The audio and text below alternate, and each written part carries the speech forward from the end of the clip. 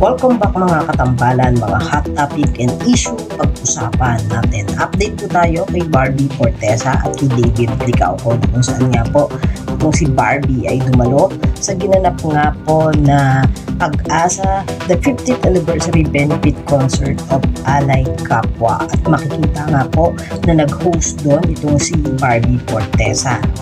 Kasama naman ni Barbie sa naganap na event at nag-host din si Cadil Ramos at Gabby Garcia. Makikita na napakagaling talaga nitong si Barbie sa pag-host na nito lang Sunday ay muli itong nag-host sa All Out Sundays at makikita naman na napaka-blooming itong si Barbie doon sa kanyang suot na red na dress at talaga namang napakaganda ng isang Barbie Fortesa na ipinost din ni Barbie sa kanyang social media account.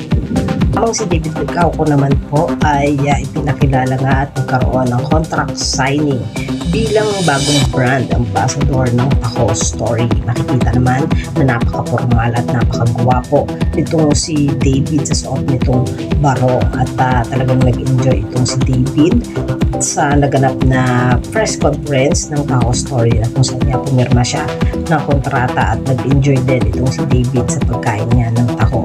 At isa pa nga sa latest post itong si David ay nagkaroon sila ng dinner at si David nga po ay ang newest face of Chivas Regal na kung saan nga ay nagkaroon sila ng dinner with David Licauco. Yan po yung mga update natin ngayon kay Barbie at kay David. Kayo mga katambalan, ano ang masasabi nyo?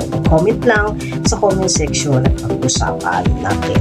Yan ang mga hot topic and issue dito lamang sa Tambalang KK.